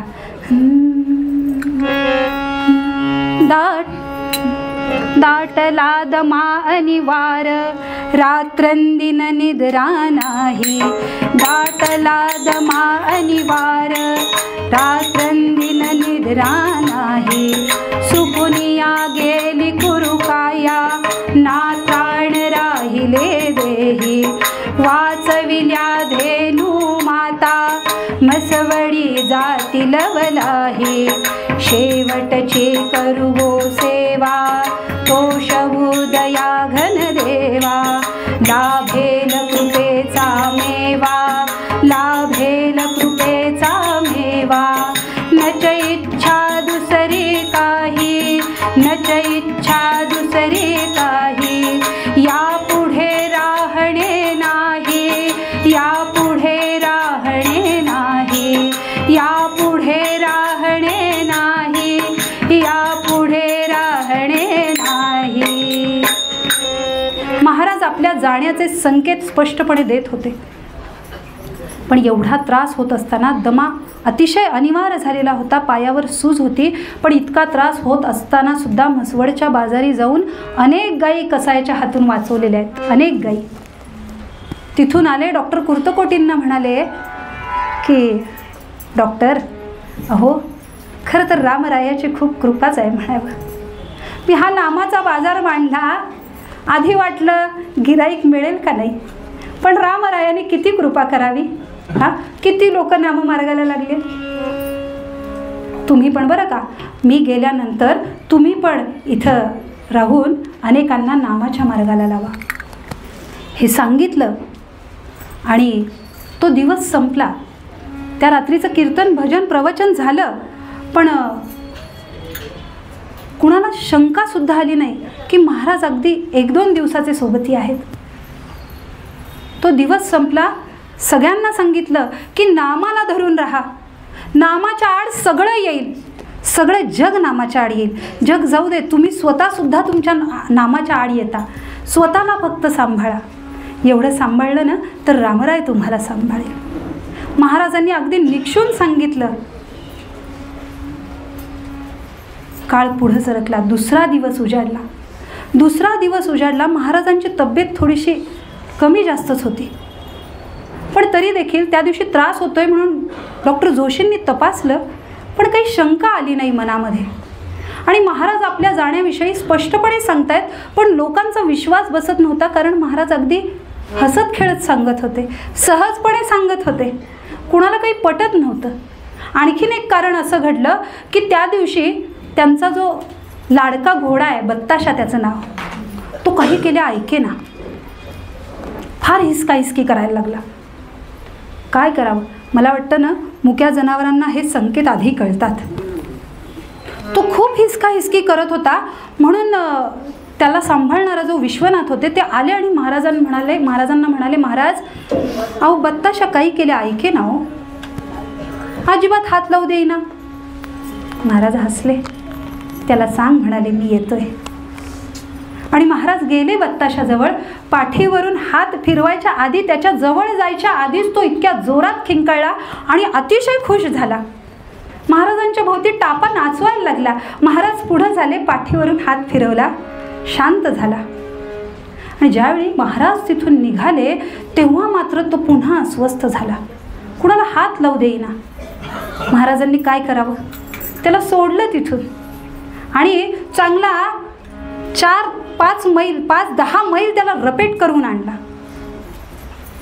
आणि परत आल्यावर म्हणतायत, पहा या मुक्या जनावराला पण असं वाटतंय की शेवटची सेवा करून द्यावी.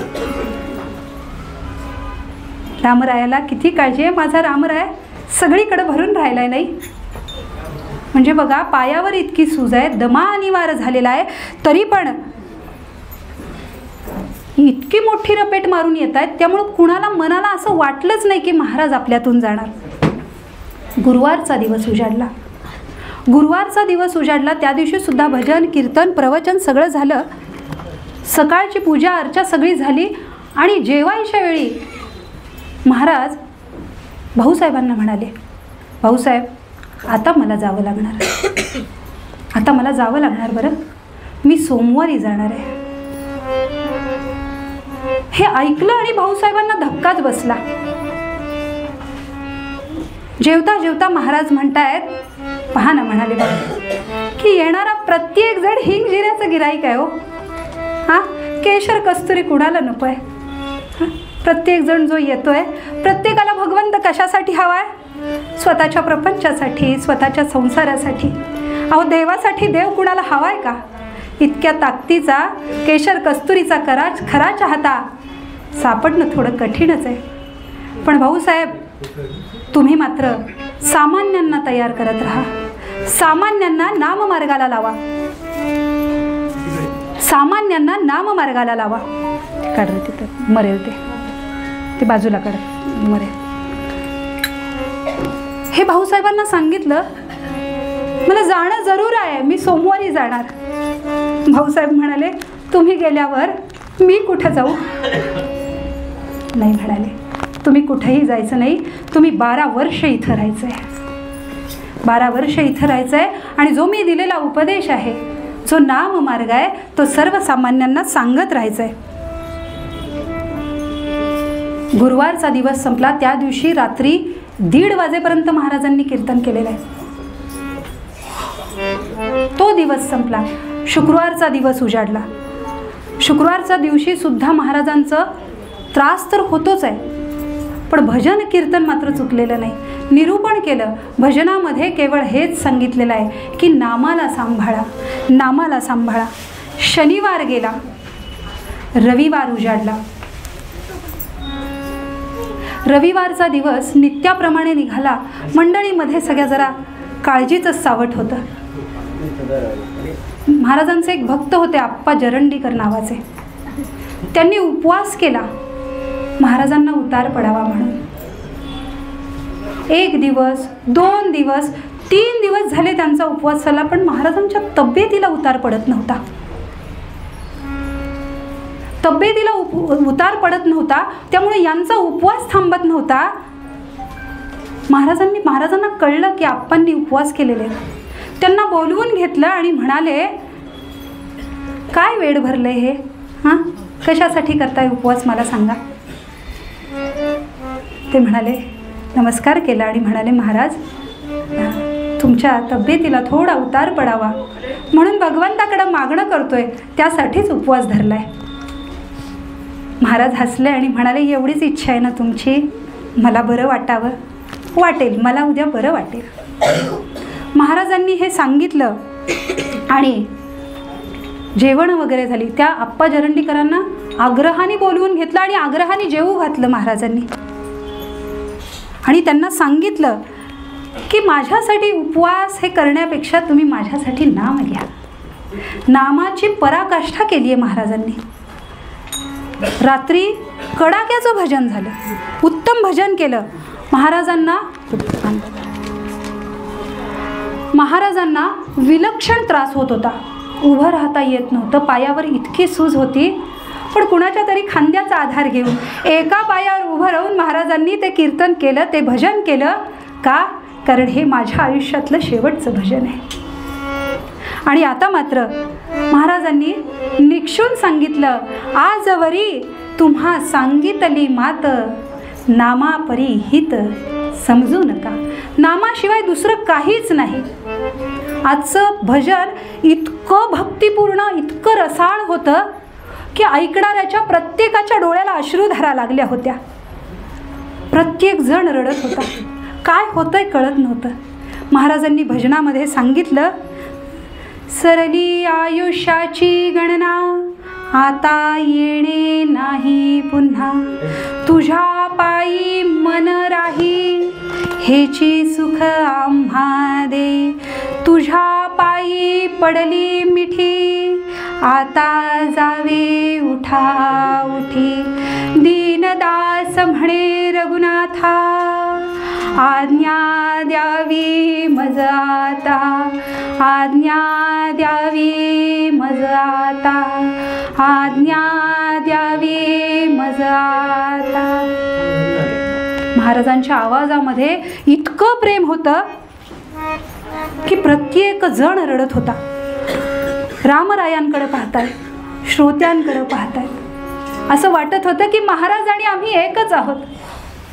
कुणाचाही भाव महाराजांपेक्षा वेगळा झाला नव्हता. प्रत्येकाच्या मनात भक्तिरस भरून उरला होता. डोळ्यातून अश्रुधारा लागल्या होत्या. आणि प्रत्येकाचं काळीज अक्षरशः महाराजांचा आवाज ऐकून पिळवटून निघालं होतं. महाराज निघण्याची भाषा करतात. मोठ्याने रडावं वाटत होतं, पण मोठ्याने रडता येत नव्हतं. मनामध्ये दुःख भरून राहिलेलं होतं. रात्रीचा 1 वाजून गेला, अजून भजन चालू होतं. कारण हे शेवटचं भजन आहे, हीच निर्वाणीची भाषा आहे. म्हणून महाराजांनी शेवटी भजनात शेवटच्या ओळी गायला सुरुवात केली. भजनाचा शेवट आला, एक वेळ राम बोला, अजी पुण्य पर्व काळ पुन्हा नाही ऐसी वेळ. राम नाम वाचे बोला, आत्मसुखा माझी डोला. दीनदास सांगे निका, दीनदास सांगे निका, राम नाम स्वामी शिक्का, राम नाम स्वामी शिक्का, राम नाम स्वामी शिक्का. झालं. महाराजांचं शेवटचं भजन संपलं. महाराज थांबले. सगळ्यांकडं एक वार इतकं प्रेमाने पाहिलं. सगळ्यांची दृष्टी, सगळ्यांची नजर, सगळ्यांच्या भावना, सगळ्यांचे चित्त ही महाराजांशी एकरूप झालेली होती. ज्या नामासाठी महाराजांनी आपलं अवघं आयुष्य वेचलं, त्या नामाची महती सांगण्यासाठी महाराजांनी आज पराकाष्ठा केली. सोमवारचा दिवस उजाडला. खरं तर रविवारची मध्यरात्र उलटून गेली. 1:30 वाजून गेला. महाराजांचं भजन संपलं होतं. महाराज आले आणि थोडा वेळ तक्क्याला टेकून बसले. मी बसतो म्हणाले. थोडा वेळ तक्क्याला टेकून बसतो म्हणाले. एक 10 मिनिटं बसले आणि नंतर म्हणाले की मी जरा आडवा पडतो. महाराज उठले आणि आडवे झाले. आज खरं तर महाराजांचा चेहरा आजही, कधीही, कुठंही, आपण कुठल्याही भावनिक अवस्थेत असू दे, कधीही दिसू दे, आपल्याला प्रसन्न दिसतो, शांत दिसतो. पण त्या दिवशी महाराजांचा चेहरा अधिक शांत आणि अधिक प्रसन्न दिसत होता. महाराज शांतपणे पहुडले आणि साधारण 2 वाजून गेले असतील. साधारण 4च्या सुमारास महाराजांच्या मुखामधून श्रीराम श्रीराम श्रीराम श्रीराम असे प्रेमळ शब्द आले आणि 5च मिनिटात महाराज उठून बसले. आणि त्यावेळी तिथं महाराजांना बरं नाही म्हणून 4-5 मंडळी त्या खोलीत बसलेली होती. त्यात वामनराव होते. महाराज उठून बसले, समाधीतून जागे झाल्यासारखे, आणि वामनरावांना म्हणाले, वामनराव जरा इकडे येता का? वामनराव जवळ आल्यावर त्यांना म्हणाले, आपण शौच मुखमार्जन उरकून येऊ. ते त्यांना घेऊन गेले. 15-1 मिनिटात ते परत आले. आणि ज्यावेळी ते परत आले सगळं आवरून, रामरायाच्या समोर नेताना रामरायाजवळ थांबले. रामरायाला नमस्कार केला. बघा, संतांच्या मागण्यामध्ये आणि आपल्या मागण्यामध्ये, सद्गुरूंच्या मागण्यांमध्ये आणि सामान्यांच्या मागण्यामध्ये काय फरक असतो? रामरायासमोर उभे राहिले आणि हात जोडून कळकळीची विनंती केली, रामराया, ही सगळी माझी लोक आहेत रे, माझ्यानंतर सगळ्यांना सांभाळ बरं का, माझ्यानंतर सगळ्यांना सांभाळ. इतुले करी देवा ऐके हे वचन, एवढंच मागतात हो संत. सद्गुरू इतकंच मागतात, पण त्यात अखिल विश्वाचं कल्याण असतं. रामराया, माझ्या या सगळ्या लोकांना सांभाळ बरं. कळकळून विनंती केली आणि पुढे निघाले. आपल्या खोलीकडे परत आले. वाटेत ती अम्मा उभी होती. अम्माला म्हणाले, ही आजची माझी अखेरची सेवा बरं का अम्मा. हे सांगितलं. खोलीमध्ये आले आणि परत पलंगावर येऊन आपल्या आपल्या सिद्धासनात बसले. शांत चित्ताने बसलेले, सिद्धासनात बसलेले, डोळे झाकून घेतलेले महाराज एका योग्यासारखे भासत होते. अलौकिक तेज होतं महाराजांच्या चेहऱ्यावर. वामनराव पटकन पुढे आले आणि वामनरावांनी महाराजांच्या पायावर आपलं डोकं ठेवलं. आपला उजवा हात महाराजांनी उचलला आणि वामनरावांच्या मस्तकावर ठेवला आणि सांगितलं, जेथे नाम तेथे माझे प्राण, तेथे माझे प्राण, तेथे माझे प्राण. वामनराव, जिथं नाम आहे तिथं माझे प्राण आहेत आणि हीच खूण सांभाळा म्हणाले. अतिशय तळमळीनं सांगितलं आणि महाराजांनी डोळे झाकून घेतले. महाराजांनी डोळे झाकून घेतले आणि त्याच वेळी अमृत नावाची उत्तम घटिका सुरू झाली. ती घटिका जशी सुरू झाली तसा महाराजांचा जो श्वास होता तो जोरात जोराने बाहेर पडू लागला. जे मास्तर अस्वस्थ झाले त्यांनी पटकन भाऊसाहेबांना बोलवणं पाठवलं. भाऊसाहेबांना बोलवणं पाठवलं. भाऊसाहेब निघाले आणि येता येता त्यांनी डॉक्टर जोशींना देखील बोलवलं. पण हे दोघंही तिथं पोहोचण्याच्या आधीच मृगमास वद्य दशमी, मृगमास वद्य दशमी, सोमदिनी मोक्षपदी गुरु विराजे, चंडांशु अर्ध घटिका, चंडांशु अर्ध घटिका, ज्योत समाधीत मालवी राजे. हे दोघंही तिथं यायच्या आतच महाराजांनी आपली प्राणज्योत विझवून टाकलेली होती. सद्गुरुनाथ महाराज की जय. श्रीराम श्रीराम श्रीराम श्रीराम. सकाळी 1913 सालच्या आजच्या स्थितीला सकाळी 6 वाजायला 10 मिनिटं कमी असताना पूर्वेला भौतिक जगाला, या जगाला सूर्य देणारा, या जगातला अंधकार घालवणारा सूर्य ज्यावेळी पूर्वेला वर येत होता, तो उगवत होता, त्यावेळी आपल्या मनातील अंधकार घालवणारा, आपल्या मनातील अज्ञानरूपी अंधकार घालवणारा हा गोंदवल्याचा अध्यात्म सूर्य मावळत होता. तो मावळला आणि तो कायमचाच मावळला. एक अलौकिक अशा जीवनाची, एका सत्पुरुषाच्या जीवनातला शेवटचा अंक समाप्त झाला. वसिष्ठ वामदेवादिकी ऋषींची परंपरा चालवणाऱ्या या सत्पुरुषाच्या जीवनातला हा शेवटचा अंक समाप्त झाला. श्री महाराज जिथून आले होते तिथे परत गेले. पण ते गेलेत का हो? नाही, नामरूपाने, त्यांच्या अस्तित्वाच्या रूपाने ते तुम्हा आम्हाला आजही मार्गदर्शक ठरतायत. इथं बसलेल्या प्रत्येकाला प्रत्येक अडचणीच्या वेळी सद्गुरु तत्व महाराजांच्या रूपानं मार्ग दाखवतं. सद्गुरु तत्व हे असंच असतं. मगाशी म्हटल्याप्रमाणे त्यांनी प्रत्यक्षात समोर उभं राहायची गरज नाही. जरी ते देहाने आपल्यातून गेले असले तरी ते नामाच्या रूपाने, त्यांच्या अस्तित्वाच्या रूपाने तुमच्या आमच्या सोबतच आहेत.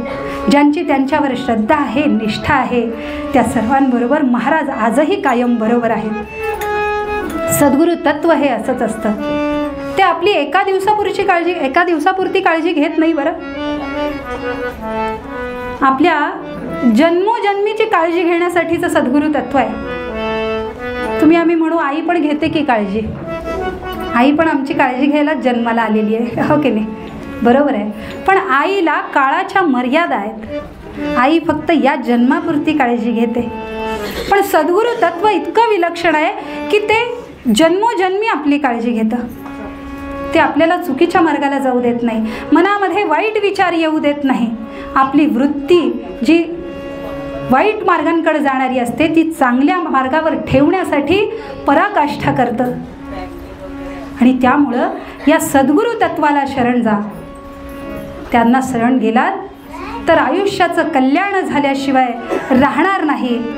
मला सांगा, तुकाराम महाराज यापेक्षा वेगळं काय सांगतात?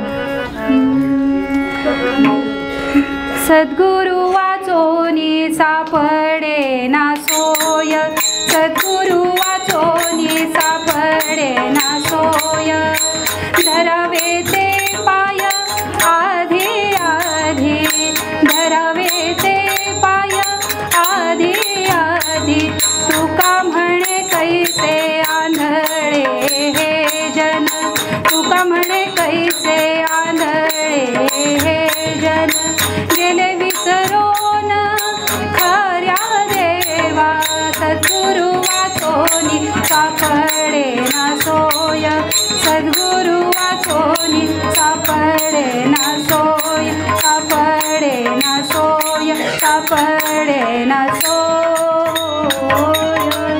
सद्गुरुनाथ महाराज की जय. समर्थ सद्गुरु श्री ब्रह्मचैतन्य गोंदवलेकर महाराज की जय. सीताकांत स्मरण जय जय राम.